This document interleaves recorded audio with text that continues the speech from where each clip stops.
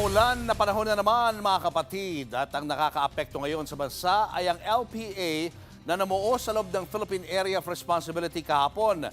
At live mula sa La Union, nasa frontline na balitang yan, ang ating weather frontliner Alvin Pura. Alvin, dalawang LPA na ang binabantayan ng Pag-asa. Inaasahan ba nating magiging bagyo ang nasa labas ng PAR? Yes, Julius, meron nga tayong binabantayan dalawang low pressure area sa loob at labas ng ating area of responsibility. Unahin muna natin itong low pressure area sa labas ng PAR na huli pong namataan ng Pag-asa sa layang 1,755 kilometers east o silang bahagi ng southeastern Luzon.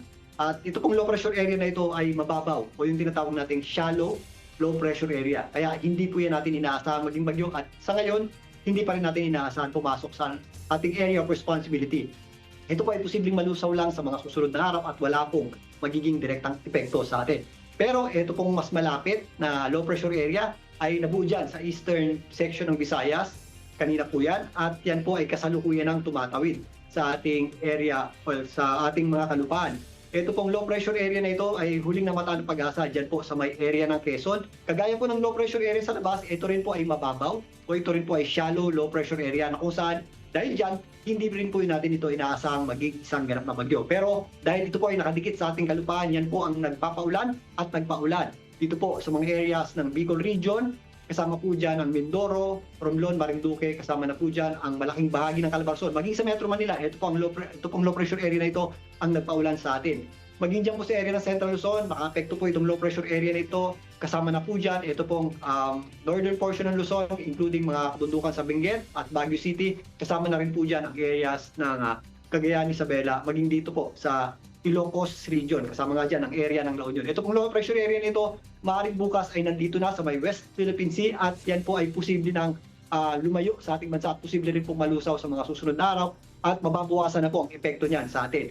Kaya bukas, dito po sa eastern section ng Northern Luzon, yung ating easterlies na lamang at yung ating salubungan ng hangin o wind convergence na patungo dito sa ating low pressure area ang magdudulot po ng mga kalat-kalat na pagulan at mga posibleng thunderstorms dito po sa mga areas ng Isabela, Cagayan, Aurora, kasama na po dyan ang hilagang bahagi ng Quezon. Samantalang ang mga areas po ng Pangasinan, maging dito po sa areas ng Zambales at Bataan, ang western section ng Central Luzon, kasama po dyan ang Pampanga at Tarlac, meron pa rin tayong mga kalat-kalat na pagulan at mga posibleng thunderstorms. Sa Metro Manila nga, ngayong araw na ito, nakapagtala po tayo ng 74.5 millimeters na pagulan. Yan po ay mula kanina alas 2 ng madaling araw hanggang alas 2 ng hapon. Madadagdagan pa po ang numero na yan pero yan po ay pumapasok doon sa tinatawag nating moderate na mga pagulan o katamtaman na mga pagulan. Yan po ay sa loob ng 12 hours.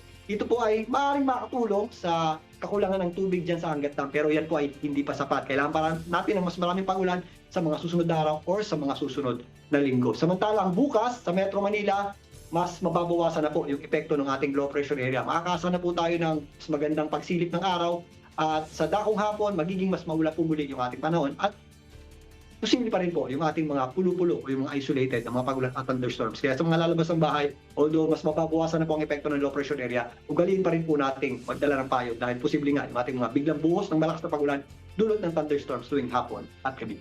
At yan muna latest sa ating lagi ng panahon. Muli ito po ang inyong weather frontliner, Alvin Pura, na lagi may panahon para sa Julius. Maraming salamat, weather frontliner Alvin Pura. Mga kapatid, Julius Babaw po.